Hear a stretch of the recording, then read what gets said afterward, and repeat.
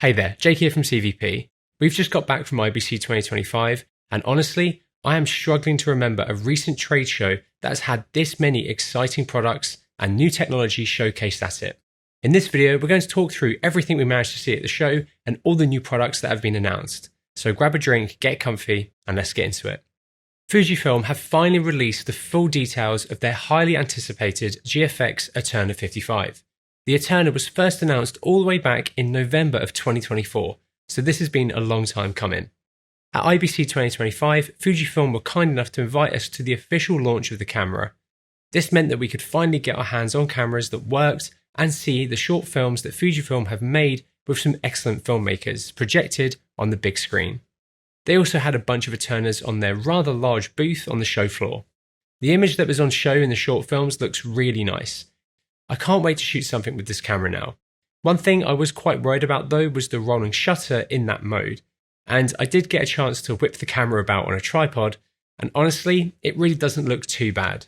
Fujifilm couldn't tell me any concrete numbers just yet, but it does sound like it should be a pretty reasonable number given the size of the sensor, and not what I would deem as slow for such a high resolution sensor of this size. The redundant battery is a great idea, the ND looks fantastic, and in the hand, it's a much lighter and smaller camera than I was expecting it to be.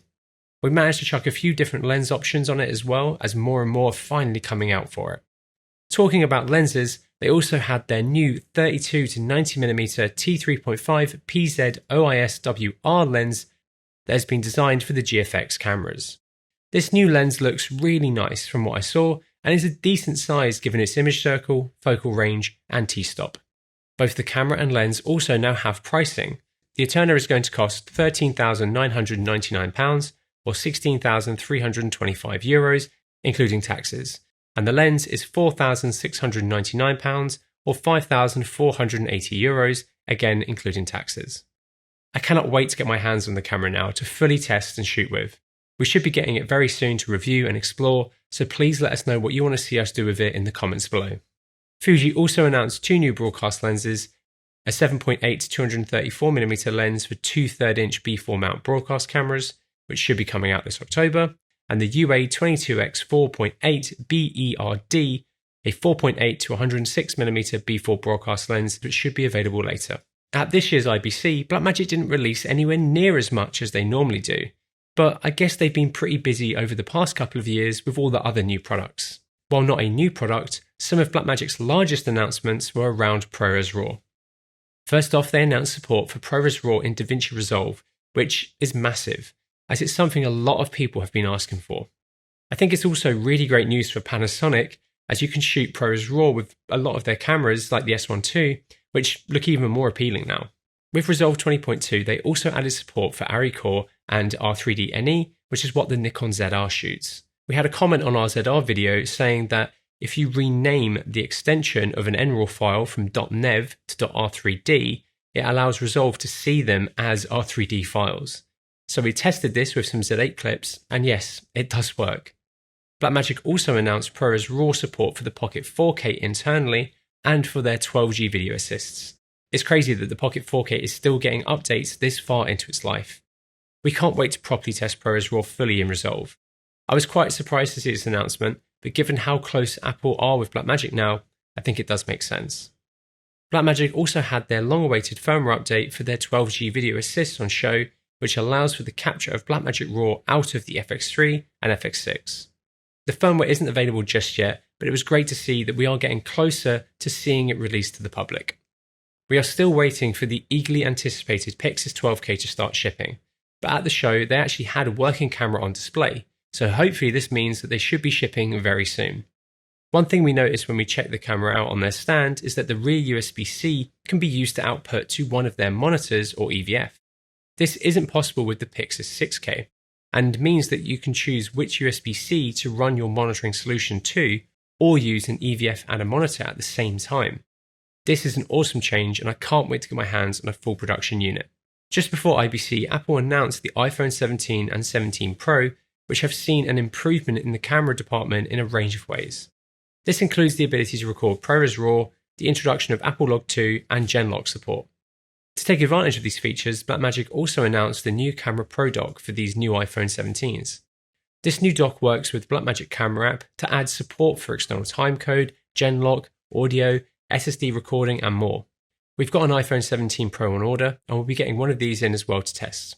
It's interesting to see more and more productions using iPhones in some way now, and this could make them even more viable. Lastly, on their booth, they had their Cine 17K on display, and on that rig, they had a new cable from C-Motion, which is an EXT to 7-pin, which allows for control of the camera through a C-Force motor on a hand unit like the Hi5 or C Pro, which was pretty cool to see. Nikon, Red, and Mark Roberts Motion Control had a joint stand at IBC, and they all had new and exciting products to show off. Starting with Nikon, who of course had their new ZR on display. We were lucky enough to get our hands on this camera earlier this month to make an in-depth review, so check that out if you haven't already. The ZR shares a lot with Nikon Z6 III, but also has some new features and specs that we haven't seen before. This includes the ability to record compressed R3D NE RAW, RED's color science, internal 32-bit float audio recording, the ability to record 6K up to 60, 4K up to 120, and Full HD up to 240 frames per second, and a distinct compact physical design which features a 4-inch high-resolution 1000 nits rear LCD. And of course, it uses Z-mount, which means you can adapt your E-mount lenses onto the camera using a Z to E adapter. For its £2,200 price, it's a pretty impressive camera, and it's available to pre-order now. Next, Red had their new V-Raptor XE on display, which we also recently looked at. The XE is essentially a Raptor X with a few restrictions, such as half the frame rates, no extended highlights or phantom track, and limited broadcast features. Other than that, the Raptor XE is the same excellent camera as the full X. That means you have R3D, 16-bit RAW and ProRes recording options, incredible image quality, lovely color science, a comprehensive range of cine and video focus tools, a solid range of inputs and outputs, and a broad selection of existing first and third-party accessories. It's going to cost roughly £11,000 body only, excluding taxes, and it will also be offered in a bundle, which looks like really good value. If you want to learn more, check out our full video on it, and it's available to pre-order now. They also had their DSMC3 monitor combined with their PL-ND adapter on a demo XC with beta firmware showing smooth control of the ND with a slider on the monitor, which was really nice to see. I can't wait to see this finally released and see how else they implement this ND control. Lastly, MRMC had their Cinebot Nano on display in a few different configurations. This is their smallest, most affordable robot to date, as it costs around £20,000 or $27,000. Considering you can't regularly buy these systems from MRMC, just rent them, it's a pretty big step. It has a 5-foot track, can handle payloads of up to 7 kilograms and weighs roughly 49 kilograms for the whole system. It looks like a really interesting, lower cost robot solution. Canon had a bunch of their recently announced products on display this year. This of course included the C50. We released our in-depth look at the C50 just before IBC, so if you haven't seen that, I recommend giving it a watch to get the full details of this camera. Long story short though, it is Canon's smallest cinema EOS camera to date, and it's got a really good combination of specifications and features. It uses a newly developed 7K or 32 megapixel full-frame sensor, rated to capture 15 plus stops of dynamic range in C-Log 2. It's Canon's first camera to feature the ability to capture 3x2 open-gate video. It can record in a mix of XF formats and cinema raw light, has a dual-base ISO of 800 and 6400 in C-Log 2, and can capture full-frame 7K 60x9 up to 60 frames per second and 4K up to 120 frames per second. It uses Canon's latest autofocus system, has a whole new compact but ergonomic design, a new removable XLR top handle, and has a bunch of new interesting video features. And if you want to take some great looking stills, you can by simply hitting the photo video switch on the top of the camera, and you can go between Canon's Cinema EOS menu system for video and then their regular menu on their photography cameras. It's priced at £3,299 or €3,845 and is available to pre-order now. At the same time as the C50, they also announced their latest RF mount VCM Prime, the 85mm f1.4. This new lens brings the VCM range to a total of 5 lenses now from 20 to 85mm. Like the other VCM Primes, it is compact, has an iris ring, and feels nice in the hand. We managed to check this new lens out on the C50 and the R5 II briefly the other week, and it can produce some really great images with a nice subtle swirl to its bokeh, and it's available to order now. Another thing they announced with the C50 was upcoming firmware for the C400, C80, C70 and R5C. This includes a range of things, but the feature that's probably the most exciting is the addition of 3x2 open gate to the C400, which makes sense given the lower cost C50 can now do that as well. They currently haven't added it to the C80, but hopefully this is something they can figure out a way to do. Lastly, they announced the new CN5 or 11-55mm t2.95 to 3.95 Cine Servo zoom. This is their widest zoom in their Cine Servo range, and it has a built-in 1.5x extender, which can give it a little bit of extra range in Super 35 or expand the image circle up for full frame use. It weighs just 3 kilograms, is surprisingly short, and has the regular bells and whistles you expect from a Canon Cine Servo lens. 11mm is insanely wide for a zoom lens, even on Super 35. Sony were kind enough to give us a tour around their booth, and they had some pretty cool things to show us. This included their new Kippertie crystal LED, which has a pixel pitch of 2.5mm, and it looked really nice. Next, they showed us a pretty cool Rialto Mini setup, which had a feed going out into a pair of X-Real augmented reality glasses, which Sony had set up for focus pulling. They then showed us this spatial reality display, which showed footage captured from 2 Rialto Minis next to each other. This display was actually pretty incredible. It uses a camera to track your eyes and then essentially beams 2 different images into your separate eyes to give the 3D effect that it has. It was really impressive to see and not something we can really convey on a video. Lastly, they had their latest professional camcorder on display, the PXW Z300. It is aimed at being used for news gathering and documentary productions. It looks like this new camera uses the same 3 CMOS sensor and 30.3 to 515mm 17 times optical zoom as the Z280, but with a plethora of other updates. This includes Sony's latest AI processing chip, which means autofocus has seen an improvement. It also has an improved LCD hinge design, a new handle, and a new V-mount plate for mounting the PDT FP1. It also now finally has a price of £8,159 and is available to pre-order now. XGRIDS had their new Portal Cam on display. This is a spatial camera which they are trying to aim at a range of different production uses. It uses a combination of LiDAR and cameras to capture a 3D space which you can use in a range of ways. For filmmaking, this could be awesome for real estate, for capturing plates and environments for virtual production, pre-visualization on location capture, and of course VR and AR. It looks like a really interesting product that could be great for even us to use in-house. It's going to cost around £4,000 for the basic kit, with a license fee for the software side of it as well. Back at NAB, Pixboom announced the Spark high-speed cinema camera, and at IBC they had it in the flesh for us to get our hands on, shoot with, and learn some details about. It can shoot 1000 frames per second in 4K and up to 1800 frames per second in 2K, uses a Super 35 backside illuminated global shutter sensor, and records in their own uncompressed RAW, which needs to be converted in post. You can dial in your own designed resolution in the camera, where the max frame rate is defined by the height of the sensor used. The camera we got to check out was definitely an early unit, but the images it captured seem really solid. Looking at the results on a computer on the show floor, the image looks really good, with no real aliasing that I could see. It's certainly an interesting camera that I really hope we are able to sell and get into fully review soon. As always, there have been loads of new lenses and lens accessories announced this year, so let's take a look. Viltrox had a range of their lenses on show, but the thing that caught our eye was their new Nexus PL-to-E adapter. This was a prototype one they had on display, but this new adapter enables full autofocus capabilities with Sony cameras, but when using fully manual PL mount cinema lenses. This is made possible by using lens motors to control the lens, but uses the phase detect system the Sony cameras use to deliver insanely good performance. I was genuinely shocked at how good this system was when we gave it a try on the show floor. You can also add motors for both iris and zoom, and then also control these through the camera body as well. This means you'll be able to zoom using the zoom rocker on the smaller FX bodies and the rockers on the grip of the FX6.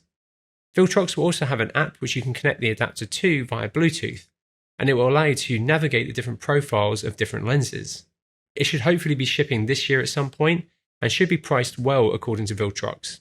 I can't wait to see a full production unit. It really is an incredibly exciting product, and I don't say this lightly, but it genuinely could be a game changer. I would also love to see this adapter use the Canon drop-in filter system as well. This paired with a drop-in ND filter would be an amazing combination. Fingers crossed this is something they can do.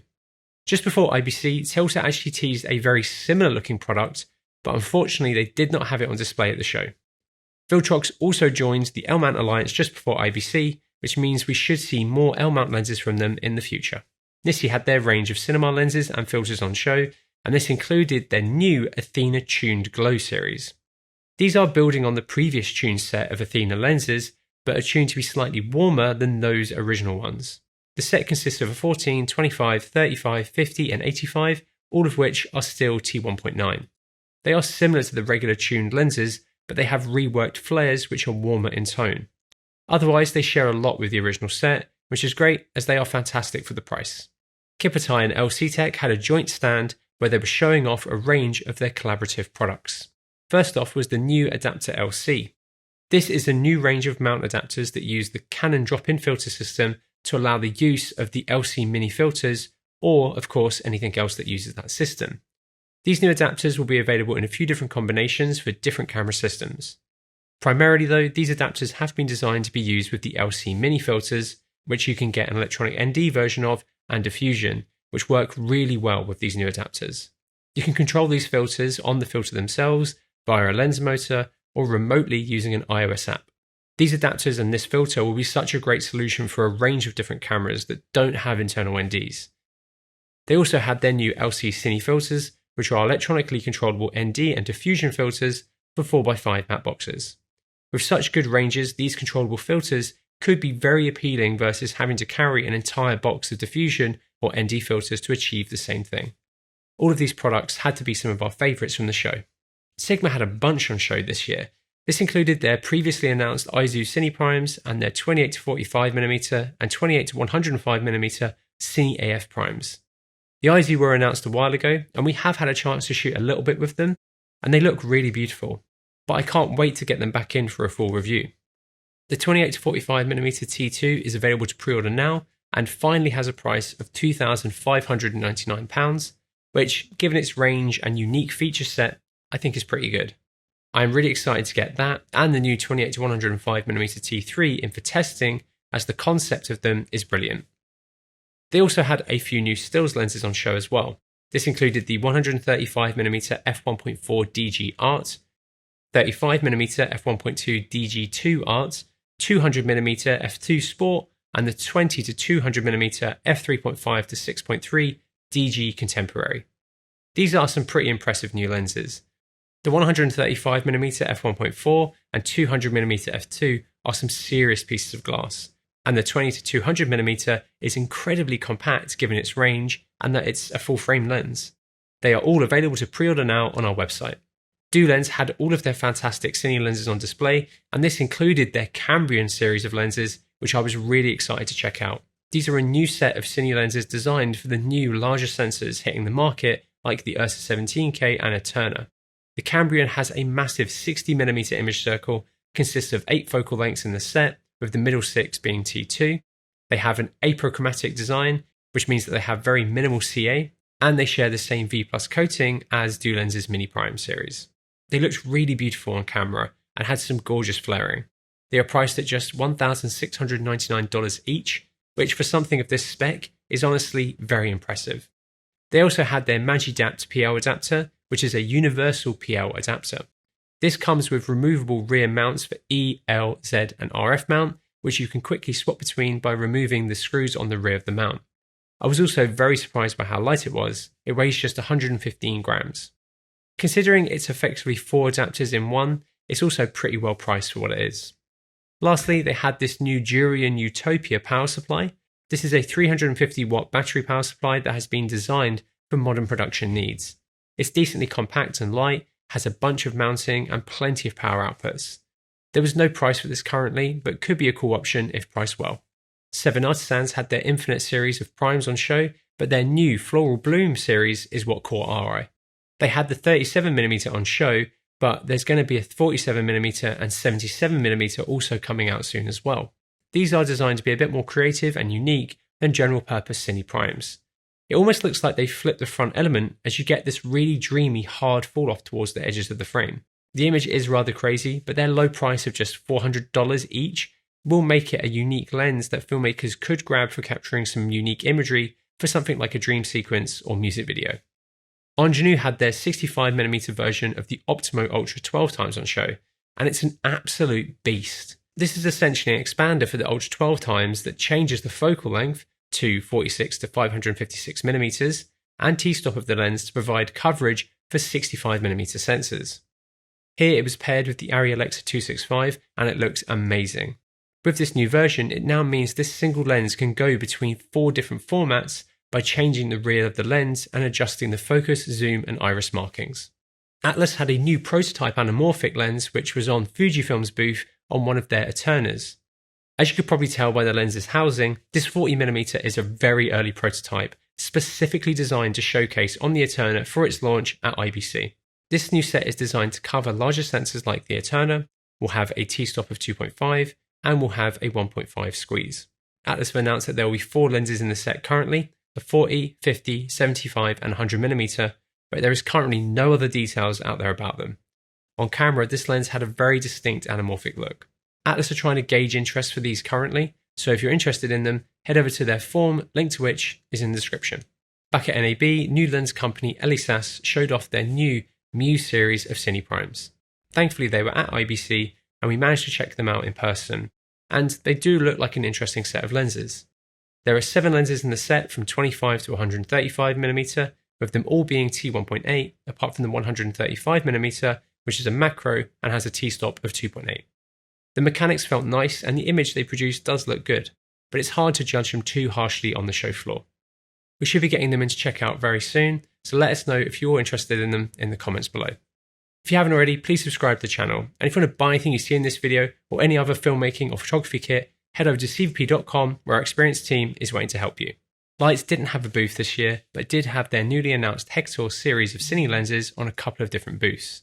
These are Leitz's take on a set of compact mirrorless mount Cine Primes.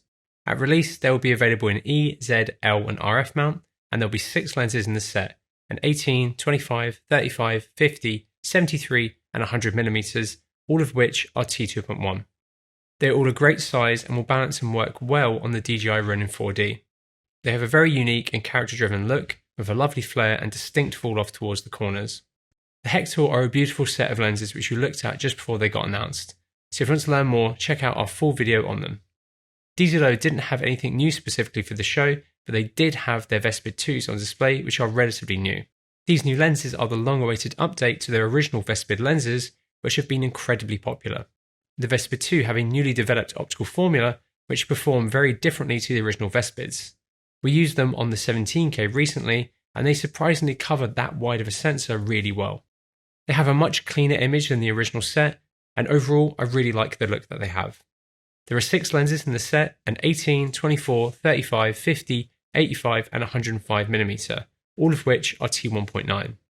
They have a massive image circle which will cover most modern large sensors, have built-in Cook eye data, and are incredibly compact and lightweight. They are available to pre-order now for £899 per lens, or in a 6-lens kit for £4,689, which is pretty incredible value. They are available to pre-order now on our website.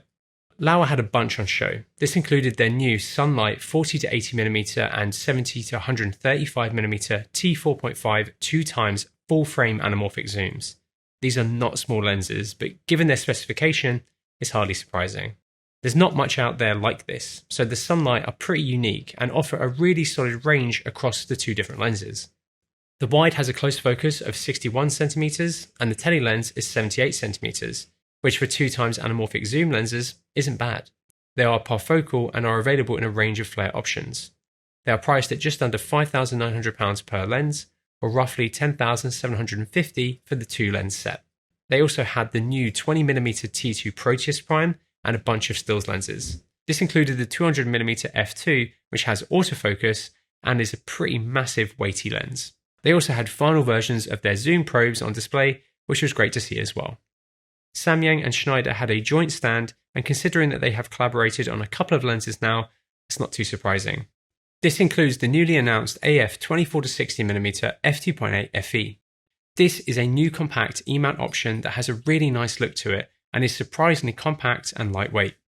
This joins the 14-24mm f2.8 which was announced earlier this year. Samyang also teased an upcoming 60-180mm f2.8 FE and 28-135mm f2.8 FE, which could be really interesting for E-mount shooters. IBE had their Klaus 70 series of cinema lenses designed for larger sensor cameras like the LX265, Cine 17K and GFX Eterna. There's currently 6 focal lengths in the set, which will all have a t1.7 aperture. A consistent t1.7 aperture across a set of lenses that have a massive 59.8mm image circle is pretty impressive. We were lucky enough to check them out just before our European Lens Summit and also take them onto a shoot, and the image they produce does look nice. They also had their excellent raptorscope on display, which is a fantastic tool. Sirui had their recently released series of full-frame 1.5x anamorphic Cine lenses on display, the Iron Stars. These are available with either a neutral or blue flare, have their anamorphic elements in the centre of the lens, and have a user-interchangeable PL and EF mount with back focus adjustment.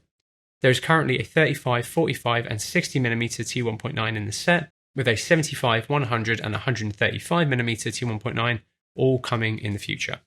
These definitely lean more towards the clean end of anamorphic and are well priced at just over £1,100 per lens. Kipon showcased a few new products. First off, they had the CineSpeed 65 37 to 156mm t3.6.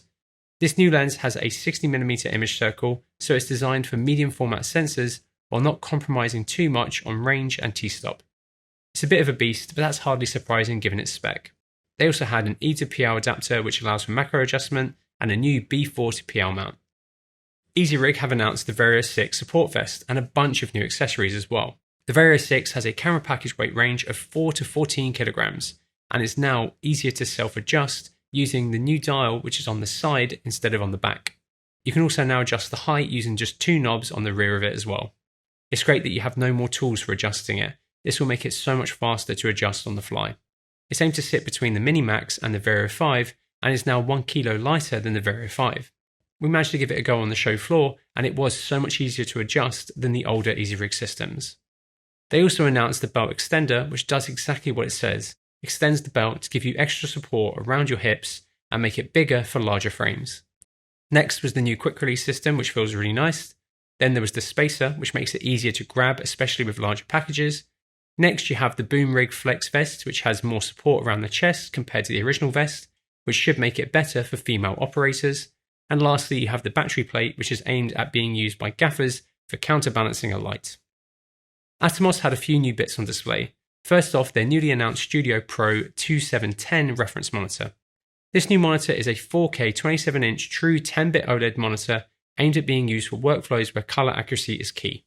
They will also be making the K100 calibrator for making sure the monitor is accurate. Next, they had the Shinobi 7 RX. This is their new 7-inch 2200 nits monitor that is essentially a Shinobi 7 with an Atomos wireless receiver built in. This means it can receive a wireless signal from Atomos' recently released wireless video system. They were also showing off camera control for the Ninja TX, which should be releasing soon, and an update for the Ninja phone. Deity had their 2 new field recorders on display, the PR4 and PR6. The PR4 has 4 inputs, whereas the PR6 has 6. They can both record 32-bit flow audio and have a solid range of other features for field recording, such as wireless timecode and integration with SideSAP. These are very new products, so there is currently no pricing or availability just yet. HawkWoods had a few new things as well, including the ability to build out your own custom coloured batteries at the show, a new low-cost block battery, tiny gold mount batteries, and a new PD-powered Sony BPU and Canon BPA charger. This compact charger is built incredibly well and uses USB-C PD for not only charging the batteries you put on the plate, but you can also use it as an output if you need to as well. It looks like a really nice solution. German brand Cinetica was showing off their incredible camera movement tool, the Neutron. This wasn't announced at the show, but it's a really unique and interesting camera support tool.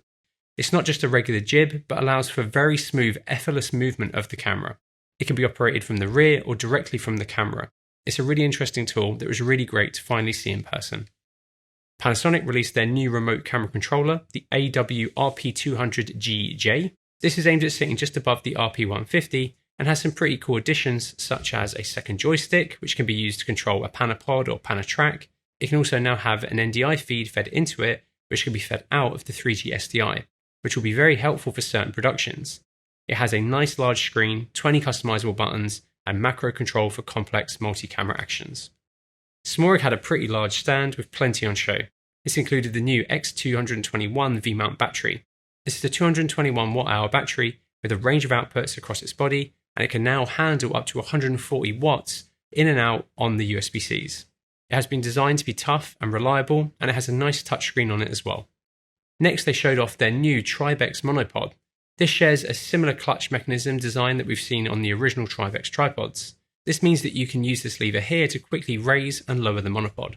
The base also has its own clutch system, which allows you to swivel the monopod around. It's rated to handle up to 40 pounds, but the smaller tripod heads that you're going to put on it are more likely going to be restricting the maximum weight of your payload. There is also a quick release system for the head, which you'll be able to attach onto most flat-based heads. It's still in pre-production, but does look nice. Lastly, it was announced that SmallRig and lighting company Kelvin will be collaborating going forward. This is interesting and could allow for some compelling products at good prices. Tilta had a couple of new products on display. This included their new bolder camera cart system and their Hydra Speed Pan system. The Hydra Speed Pan system has been designed in conjunction with Dan Ming, who was a part of engineering the Panapan system from Panavision, which the Speed Pan has clearly taken inspiration from. This system from Tilta can handle 7 pounds or roughly 3 kilograms. It has a plus-minus tilt angle of 15 degrees and a 360-degree pan. It can be mapped to the nucleus too, so you can control it remotely. It can be underslung, has been designed to allow for cable pass-through, and is rated for speeds up to 75 miles per hour. We managed to give it a test on the stand, and it does seem like a good low-cost solution to perform some unique and interesting shots. Vocas had their new MB260 matte box. This is their first matte box release in quite a while, and it's actually quite nice. It will be available in a couple of kits, which include different mounting methods, and is very lightweight. It can take 2 standard 4x5 or 4x4 filters, and has a magnetic matte system. Here's a breakdown of the full system and the pricing. Zoom launched their new portable mixer, the LiveTrack L6 Max. This is a new 12-channel digital mixer and multi-track recorder. It can record 32-bit flow audio, has onboard FX and an AI noise reduction tool. It has 4 XLR TRX inputs, 8 line-level inputs, and 2 headphone outputs.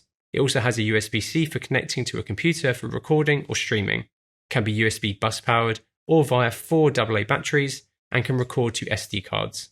It's available to pre-order now for £394. Aperture had their Nova 2 and Nova 1x1 on display, and they looked like some serious new fixtures. They both use the Blair CG color engine to put out fantastic light quality, and the 1x1 has a new stackable modifier system, which is really nice and easy to use. Nanlite and Nanlux had a range of new things on display. First off, they had their new 150C and 600C full-color cob LED fixtures. These are full-color fixtures that use their new Nebula C8 engine, which gives the fixtures a range of 1000 to 20,000 Kelvin and excellent color accuracy. This new engine is using blue, lime, amber, indigo, red, cyan, and green chips, but they are also using a deep red chip to help with skin tone. Both are IP66 rated, have internal ballasts, and have a range of accessories around them. The 150 is a 150 watt light, and the 600 is 600 watt. They look like really solid fixtures, especially when combined with some of Nanlux's motorized Fresnels and other accessories. They also had their new Matrix series of fixtures. These are still in development currently, but they have the ability to be attached together. They have a very unique design with the air running through them in a different way than what you'd normally see with LED lights. They look cool, and when paired together, they can kick out a lot of light. Fingers crossed we learn more about these soon. They also had some smaller fixtures like the Pico and Wand, which were good to see in person. Godox had their new MG4K and MG4KR cob LED fixtures on display. The MG4K is bicolour, whereas the MG4KR is an RGB WW fixture. These are 2000 watt fixtures with similar outputs to a 4K HMI while weighing just 10 kilograms without the yoke. They are IP65 rated, can be controlled via Godox's app, and use Godox's G-mount. The MG4K starts at just under $4,300, and the MG4KR is just under $6,300. Kino Flow had their new Diva Lux 4 on display. This is their latest 2x1 RGB LED panel fixture designed for more controlled broadcast productions. It's a soft light fixture, has a rated 400 watt output, is IP20 rated, and can be controlled a bunch of ways including DMX and CRMX. There will be a smaller version called the Diva Lux 2 coming out soon as well. Profoto had their range of motion acquisition focused lights on display, including the excellent LS600C and the Pro Panel 3x2. They also had their new Pro Fresnel Zoom, which has a 14 to 40 degree range. They also told us that they've changed some small details on the 1600D fixture to improve the overall light. This is a hardware change that will be implemented on all 1600Ds going forward, and for existing owners, you'll be able to send your fixtures in for an upgrade free of charge. Cartoni had their new Mixo21 fluid head. This new head uses a 100mm bowl, has a maximum payload capacity from 0 to 21 kilograms, 7 steps of fluid drag, and continuous counterbalance. Given its 21 kilogram maximum payload, this will be able to be used with some pretty decent sized camera packages. It's available to order now for £3,364 excluding VAT. Sakura has announced 4 new tripod heads, the Active 16T and Active 18T, and the FSB 16T and FSB 18T Mark II. Both the new Active systems use the Active quick leveling and mounting system, whereas the FSB series is your regular tie-down system. The Active 16T and the FSB 16T support payloads up to 16 kilograms, and the Active 18T and the FSB 18T support up to 18 kilograms, and both have 15 steps of counterbalance and 7 drag settings. They are all available to pre-order now. Manfrotto had their one system on display, and most specifically, carbon version, which I hadn't seen in person yet. For smaller cameras, the one is a fantastic system, and the carbon one seems great for people conscious of weight. If you haven't seen our video about the one, check that out. Vinton has released the Versign 240. This is a smaller take on their Versign 360, which Vinton released last year. This new head supports payloads up to 25 kilograms or 55 pounds, and has been designed for ENG and broadcast workflows using longer lenses. It has continuous counterbalance, which felt really nice, and it still has the same TF30 drag as the 360 and can still be operated fast when needed. Liebeck released the TK210C, a new carbon fiber baby tripod. It has a height range of 23 to 39.5 centimeters, a max payload of 60 kilograms, and is made from carbon fiber. It uses a 100mm bowl and has a 2-stage leg design. Axion had their M7 Pro on display, which can now have Android apps loaded onto it, including Sony's Monitor and Control and Red's Control app. This will make them really great for camera control, and the actual panel itself looks really solid. They also updated the CineView Master 4K, which now supports H.265 encoding up to 4K 60p. This should help improve the overall image quality of this TXRX set. Asus had a couple of new production monitors on display, the ProArt OLED PA27 USD and the ProArt IPS PA16 USV. The PA27 USD is a 27-inch 4K OLED panel that covers 99% of the DCI-P3 and Adobe RGB color spaces, has a peak brightness of 1000 nits, and has true 10-bit color depth. It has a solid range of I/O, including 12G SDI, which will make this monitor an interesting choice for a range of different productions, especially with its reasonable $2,199 price. They also had the PA16 USV, which is their 15.6-inch 4K portable production monitor, which again features solid specs and I/O, including 12G SDI. TV Logic had a huge range of new monitors at the show. They had so many, I'm just going to read out the model number and overlay the specs on the screen. They had the F10H, SVM183S, SVM243S, SVM323S, LVM096A, LUM096G, LXM180P-FM, LXM240P-FM, the R9D, S42PN, and S46PN. There are some really interesting and compelling new options here. ISO had their new CG3100X monitor, which they announced earlier this year. This is a 30.5-inch DCI 4K monitor designed for HDR grading.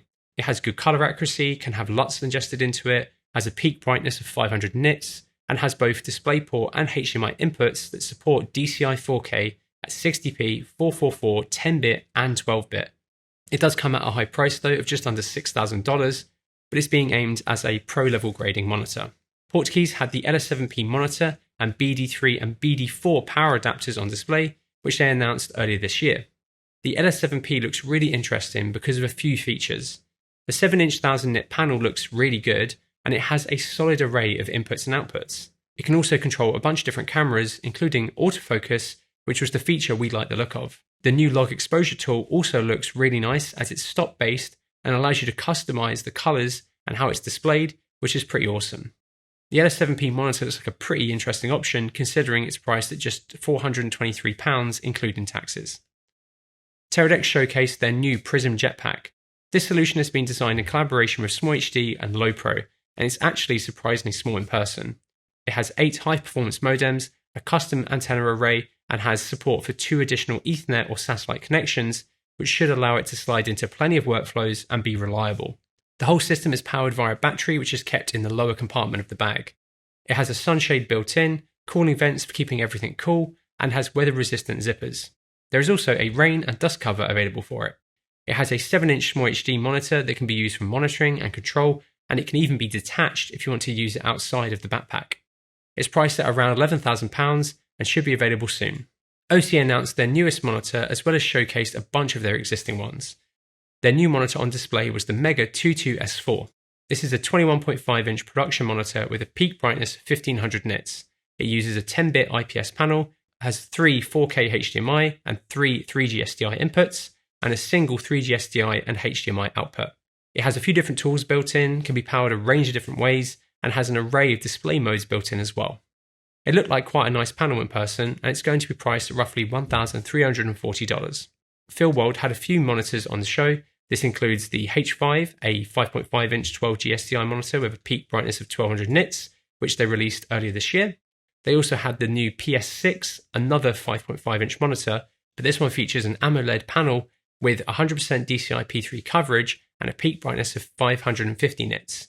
It's quite rare to see OLED monitors this small, and the image did look pretty nice in person. They also had the FVM 215-1000, a 21.5-inch 1000 nit monitor, the T7S Pro, a 7-inch 2000 nit SDI and HDMI monitor, and SC6, a 6-inch 1500 nit aluminium cased SDI and HDMI monitor, and the D7 One Plus. Right, let's get into our quickfire honourable mentions. Links to details about these are in the description below. Ambient showcased their Lockit BT timecode sync generator. Alvin's Cables had a bunch of their cables on show, including locking USB-C cables, rotatable switch DTAP cables, and a range of new power plates. Adja announced the Bridge Live 12G4, the IP25R, and UDC 4K.